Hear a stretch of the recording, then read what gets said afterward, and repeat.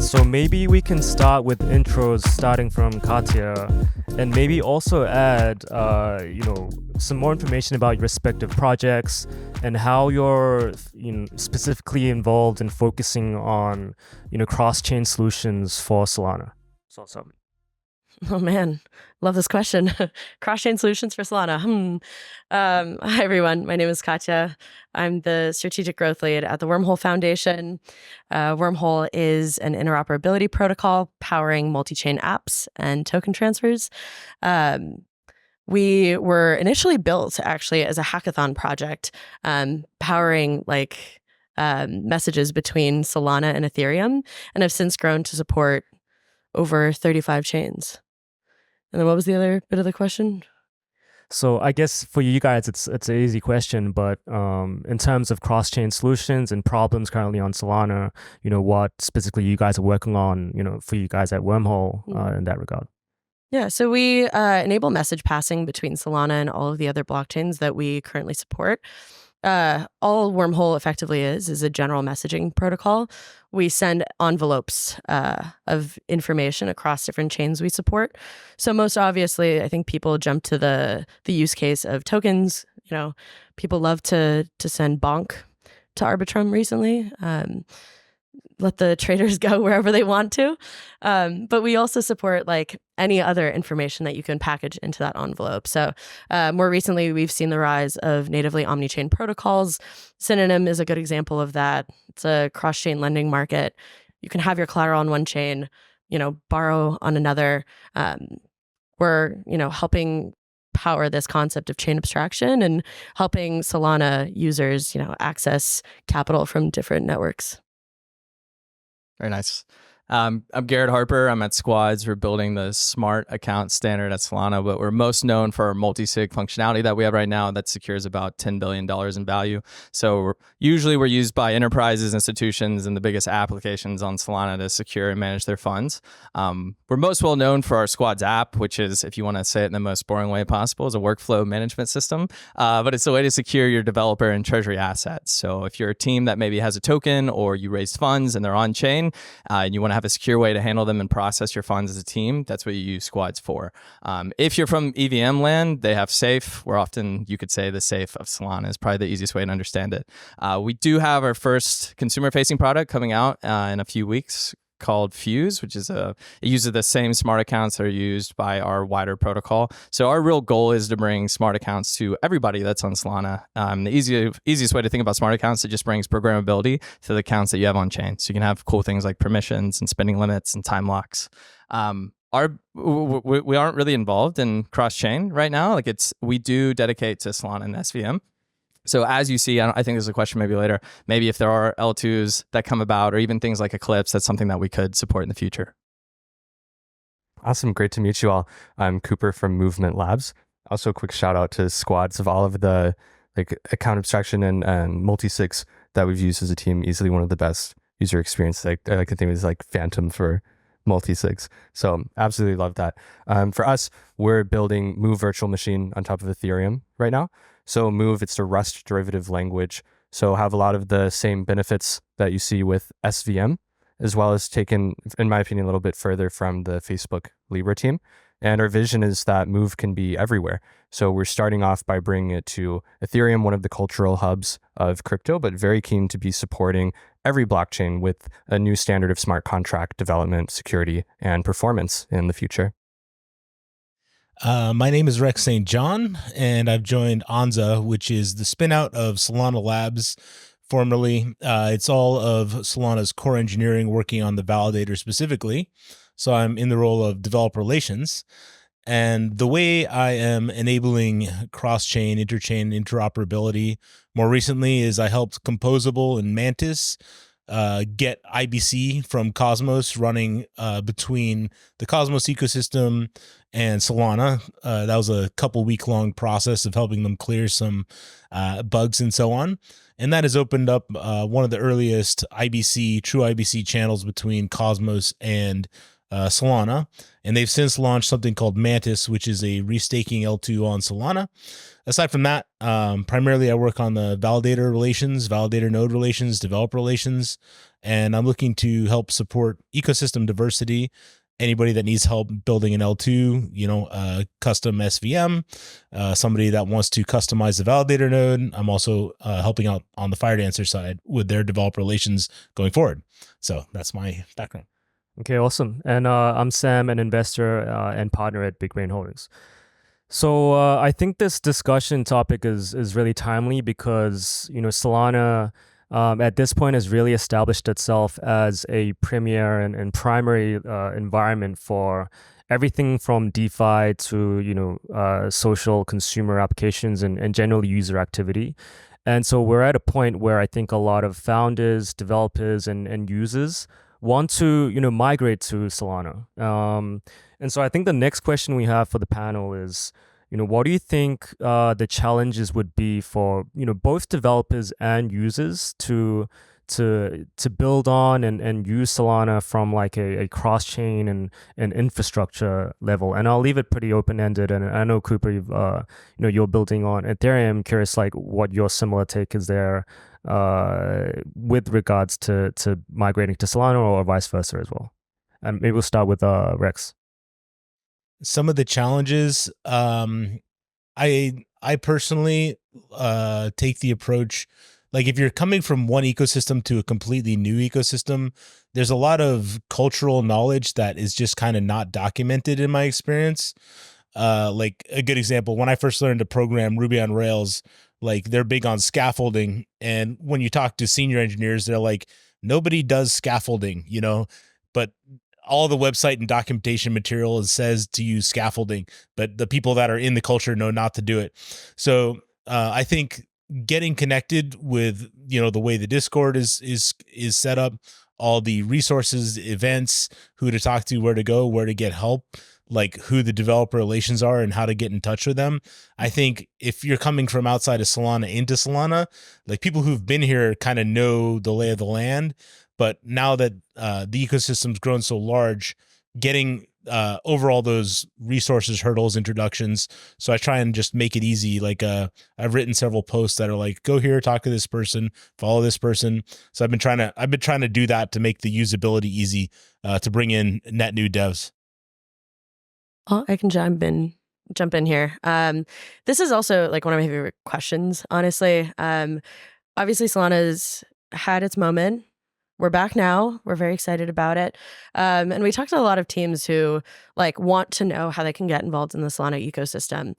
I think PayPal is a good example of like build it and they will come. People are really excited about the token extensions that Solana offers. But I think like there's a difference in my mind, between what multi-chain and what omni-chain means. You can do like a standard deployment of like your protocol on Ethereum, an isolated deployment onto Arbitrum, isolated deployment onto Base, isolated deployment onto Solana. And you could effectively have like all of those networks governed by one DAO. But if there's no interoperability between those protocols, like I consider that protocol to be multi-chain. What I think is really exciting is people want functionality between those like different deployments of the protocol. And so something that we're seeing now is as teams are building on Solana, they want to take advantage of the benefits of what the Solana blockchain offers them as they start to build. But they want functionality across all of their deployments. And I think that's pretty cool. Yeah, I think one of the key things is developer volition. So the ability to choose where they build and not necessarily be constrained based on what they are building with. So in particular, I think one of the things that can be difficult of taking, for example, a different virtual machine into a different environment is that to some degree, you're taking Windows to a Mac user or Mac to a Windows user. It's a totally different experience than what folks are used to, which ultimately it can be difficult to encourage and incentivize people to make that switch, especially when you can be so ingrained with what you are used to and what you are familiar with. However, like Rex mentioned, I think ultimately it's to the benefit of both ecosystems to be bringing net new applications, be bringing more biodiversity to a chain, such that if you're a developer, you're able to go multiple places and have a similar experience, have a linked experience. And then, of course, if you are a user, that you then get to benefit from more things without necessarily needing to leave your backyard.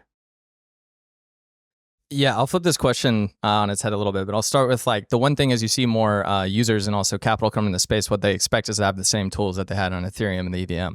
And that's something that Solana really hasn't had for a long time. I mean, you can even talk about it from like Squad's point of view with a basic multi-sig. Like just 2 years ago, that didn't exist. If you wanted to store funds as an institution or as a fund manager, it's like you're going to keep it all on a ledger. And the EVM community has a lot of tooling because they also share it between that network that they have. And that's one really cool thing about modular chains, in my opinion, is you get all that experimentation. But I actually think that Solana is one of the most friendliest places for new developers to come in and start building. And that's really just because there's a product culture. Like one, it's just cheap. It's cheap to deploy. You have consumers waiting there that want to try your product. And also everyone in the ecosystem is like just very tightly integrated. I guess maybe that's partly because it's an integrated chain. I'm not sure there.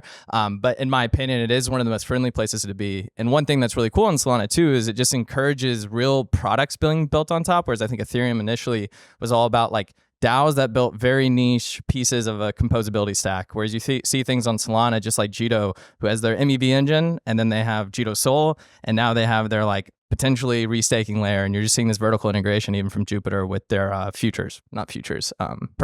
And it's just really cool to see. It's a very big product focus. All right, awesome. So the next question is around off-chain execution environments and customizability around that. So, Solana's original vision was to be an integrated or monolithic, whatever kind of term you want to use, blockchain with the global state. But with scaling kind of bottlenecks, there's been a lot more discussion around L2s or some sort of extensibility around again off-chain execution environments. So I'm curious about the panel's take on that in general, how they think that aligns or misaligns with what Solana is trying to do or wants to be. And in that regard, also around composability to potential L2s as well, as that fragments liquidity and so on. So maybe we'll start again with Katya. Oh boy, quite the question. Do I think Solana should have L2s? It's a good question.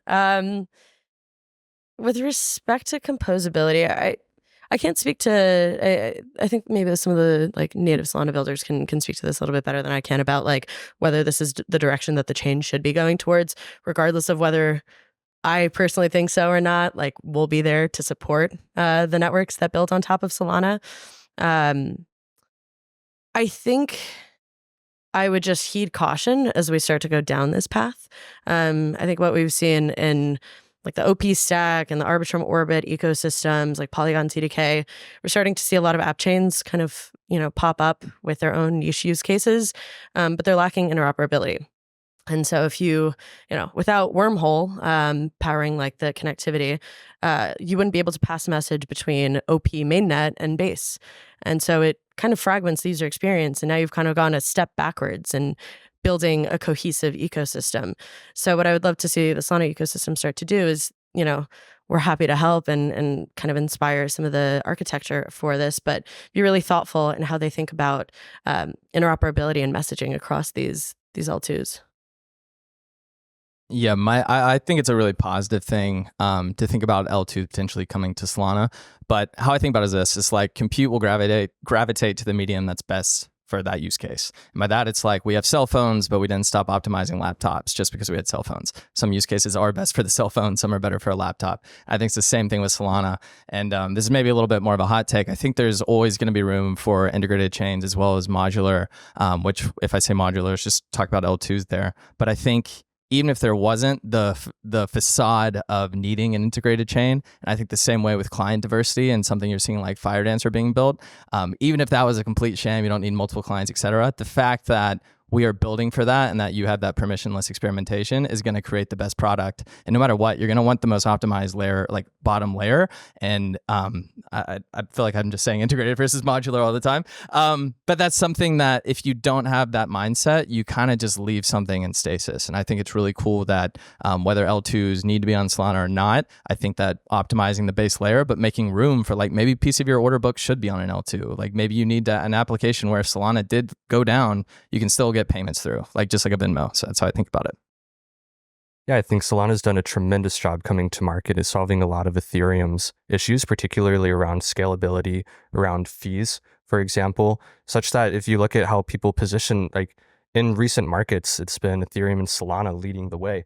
And oftentimes we pit them against each other, but I do believe that there's a lot to learn from the modular thesis and creating integrated stacks of the best puzzle pieces that are available with a very strong foundation, of course, within the Solana localized fee markets as well was a really great breakthrough to solve for a lot of the scaling issues that we see with Ethereum when network activity is high and it just wrecks everyone's experience. So I would encourage the development of L2s, particularly customizable blockchain environments, which can be helpful for the niche use cases, but even niche use cases such as ourselves, in which we have a novel virtual machine.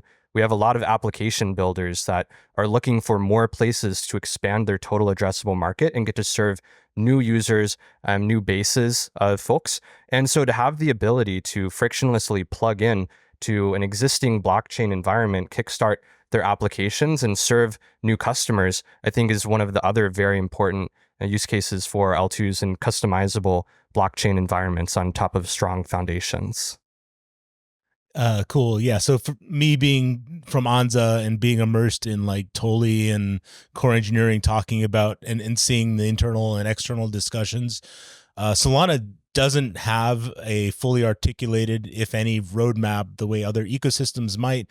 So a lot of it is kind of like evolving as in real time, and it's a bit of an implicit roadmap. So I've published something that is not a roadmap on Twitter, which pulls together like 5 arrows of, diversifications, modularity that is being undertaken with the Solana validator, which is now called Agave. So the first thing is the RPC components seem to be getting modularized out of the core validator.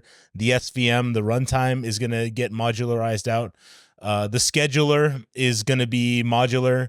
So like all these different core pieces of the Agave itself are being broken out, and people are being encouraged to pick those up and customize them and modify them. So I think even though like if you follow Toli and Trent on Twitter, they'll basically say, the scaling strategy is just make the core technology as fast as humanly possible. And Trent has said, we're not done until your validator is just a pile of smoking FPGAs running at as close to the speed of light as possible. So the emphasis is on making the core Solana tech as fast as humanly possible. But at the same time, the engineering steps that are being taken now and underway, the direction is it's going to be modular and people can pick up pieces and make bits and pieces faster. And I think we're already seeing the start of like a virtuous development cycle emerging. It's Firedancer team takes out one piece, optimizes something dramatically. Then somebody like Zen takes that, ports that from C back to Rust. Then at some point, maybe that gets folded back to Agave. So just having all these validators optimizing different pieces in different languages, and then taking inspiration from Firedancer and then putting it back into the main Agave. So I think that's going on. Even though the goal is fastest validator possible, it is being done in a modular fashion, and all these pieces are informing each other, is what I'm seeing. All right, awesome. So I'm going to take that as everyone's pro L2s on Solana then. The next question I'll just open up to you guys is that, so, the Move language and environment has been getting a lot more buzz recently, originally developed by the Facebook team. But there's discussion around potentially, adopting Move even for Solana as a programming language. But then, at the likes of Eclipse and Movement also bring on, not Eclipse, but Movement bring on the potential to bridge that and enable that for Solana users and developers as well. So I'm curious kind of how you think that might impact Solana in the next few years.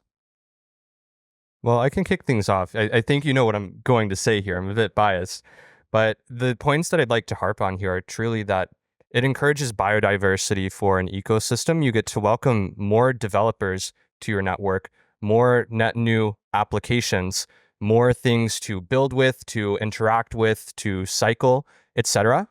as well as promotes future proofing, right? It doesn't just stop with Move. There could be more languages in the future in which folks want to develop with. And ultimately, it doesn't prevent people from building with SVM or any other language of their choice.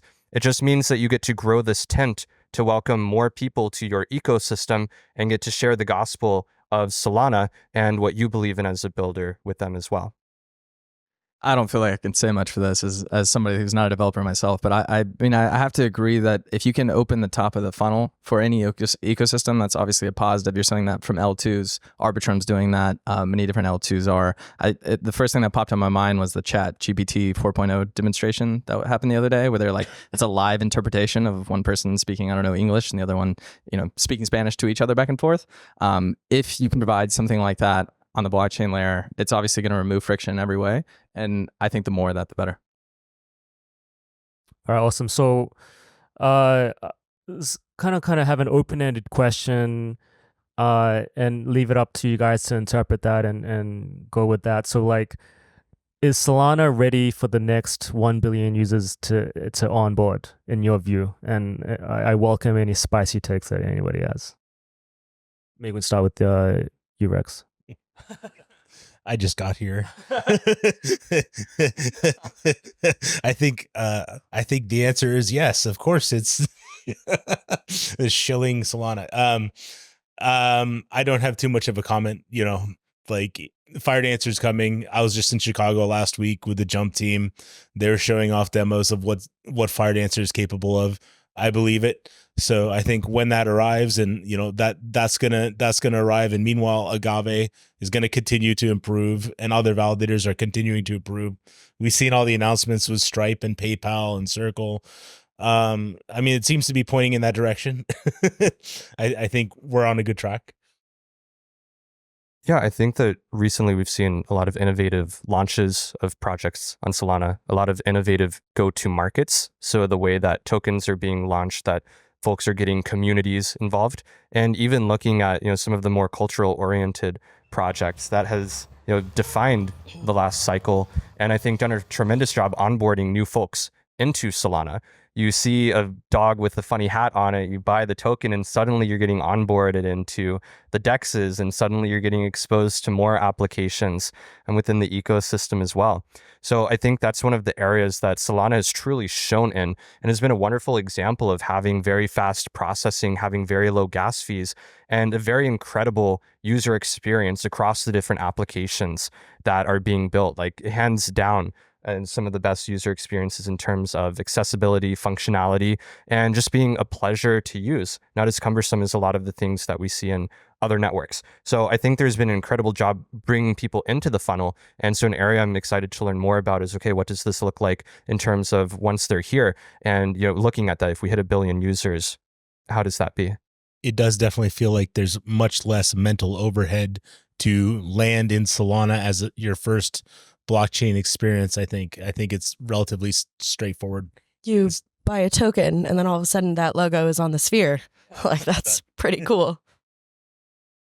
Yeah, it's a funny question because a year ago, in many people's minds, like, Solana was dead. Even at Squads, I think we had less than 1 billion TVL, and then we hit like over 20 billion this year. But that's like every project and all the meme coins that have happened. So like the fact that you're even asking that, is kind of funny. I do hate the 1 billion users. Like, I would love to just get another 100 million in. Like, that would be sweet. And I think Solana is set for that. And if we get to 1 billion users, like, I do not believe all of them will be directly on the Solana as we think about it today.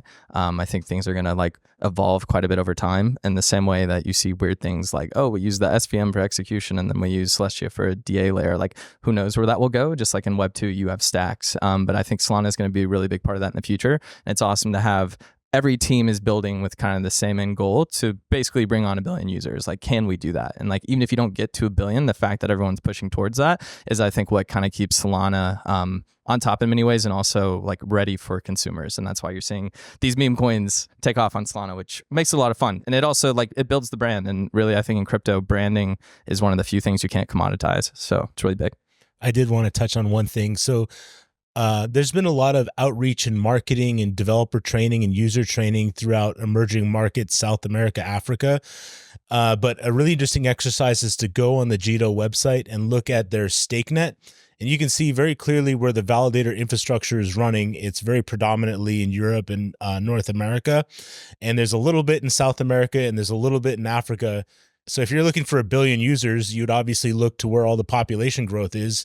And that's all throughout Africa and South America and the global South. And it's one thing to train people to exchange value in Bitcoin or whatever. But I think we're going to enter, you see countries embrace it, like El Salvador embracing Bitcoin. And that's kind of like a proof in mining Bitcoin. So they're just kind of like 20 years behind. It's like the first step is they're embracing proof of work. But at some point, I think all these countries will start embracing proof of stake, and it'll be measured by, there should be validator nodes for Solana running in every country in Africa at some point, or every country in South America as the GDPs and earnings rise and the infrastructure rise. All the connectivity and cables and data centers are there. So what's blocking that from happening? And Toli has weighed in on Twitter, and he said geographic diversity is going to be important for the security of the overall protocol. So I think something needs to be done to enable not just user and developer training, but also infrastructure running in all those countries. So I think that is how you get to 1 billion users. That's a great point. We've been spending quite a bit of time talking to communities in Latin America who have, like, their native currencies are incredibly volatile. So they need access to stable currency. And a lot of them are turning to blockchain to be able to power that. And I would love to see Solana continue to grow its presence in those networks. I think Ton right now, Tron and Ton are doing are really, growing in market share there, which has been really cool to see. You were talking about 1 billion users. I think I heard a statistic last week that there's only 7,000 developers building on blockchains. So I would love for us to cross 10,000. Like, let's make that happen. I think we'll start to see, a lot more exciting applications being built. I do think like the creativity and the culture of the Solana ecosystem is really inspirational. It's tough to shit on Solana because if you're like, oh, like this doesn't work, like runtime's shit, like people will turn to you and be like, okay, help us fix it, right? Like let's collaborate, let's figure out a way to fix it together and build better solutions together. And I think that's been really inspirational. And we're seeing that kind of evolve in the application layer, the blockchain layer. And hopefully that'll continue to influence how we build the future of the network. Yeah, so I'd wholeheartedly agree that if we want to onboard the next, even million users, we need to onboard the next 1,000 developers. So that's an area that's really dear to my heart as a Move builder, where we're still trying to grow strong. We're still trying to meet our folks, get together, and create something bigger than ourselves. And what's really exciting about Move language is if you look at some of the regions in which they're getting access to the internet for the very first time, and people are leapfrogging careers instead of working with their hands, getting to work with the internet. And overwhelmingly, these folks are coming to the Move language. Its fastest growing developer communities are in places like Vietnam and in Bangalore, some of the hungriest, scrappiest places in which, people are getting plugged into this vision of Web3 decentralization, an emerging market, and being able to stake their share without necessarily needing the same level of capital, whether that be social or financial, to be able to get started, find somewhere to build, and be able to ship applications. Earlier I talked about how Solana, like what people expect, are the same tooling as the EVM, and that's something we didn't have and they do now. I think something that's pretty underrated is just having different people within the community and within projects that actually like step up. And it's not just Anatoly that's like going on podcasts. Like if you want the blockchain to scale, you need these different leaders. Just like you see Lucas Bruder going around now. It's really big. I think kind of like a joke I have is over the last year, if you watch podcasts that feature Solana, you've seen the quality of mics and cameras improve exponentially. And that also like directly correlates with the success of an ecosystem, and you really don't see that anywhere else. So it's a great thing that you see Solana making these like big breakthroughs this last year. Awesome. I guess in the small time we have left, so there's obviously a lot of discussion around, meme coins and celebrity coins, and a lot of retail users are really coming on to Solana as their first experience of blockchain. So I'm curious on what you guys think is the user flow process going to look like. Are people going to stay on Solana, or the topic of this is around cross chain? Like, do you think people will be curious about other blockchains as well? I spent quite a lot of time in the Web3 gaming ecosystem, and there's questions around like how does payments like these payments come into how do crypto payments come into gaming? And there's a number of different ways it could come about, and I'm using this to like talk about how it happens broadly. And I think what we're seeing with like Stripe and PayPal and Circle, like ideally, like just crypto comes up from underneath and they don't even know that they're using it. It just, they're already using Stripe and then it's crypto underneath and they never have a user experience disruption whatsoever. They don't even need to know it. It just changes and it's just better and faster and cheaper for them. And that's all that's the only user experience disruption or thing that they see. They just see their payments getting better. Yeah, I think ecosystem you're onboarded to is naturally where a lot of folks will stay. I kind of blame Apple, where if I have to click 2 buttons, it's like, nope, I'm out of here. I'm gonna find somewhere else to go. So yeah, I think that's a really strong competitive advantage that Solana has had, and it's had a lot of great user experiences, great applications, and great infrastructure being built that gets people to stay. Yeah, I think the first ecosystem or the second that you visit is going to be pretty sticky.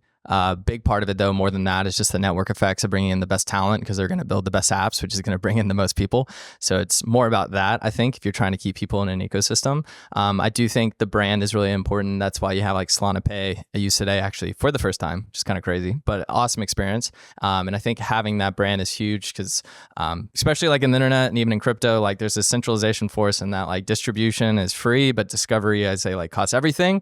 And that just means like, yeah, you can build an app and release it to everyone, but is anyone going to use it?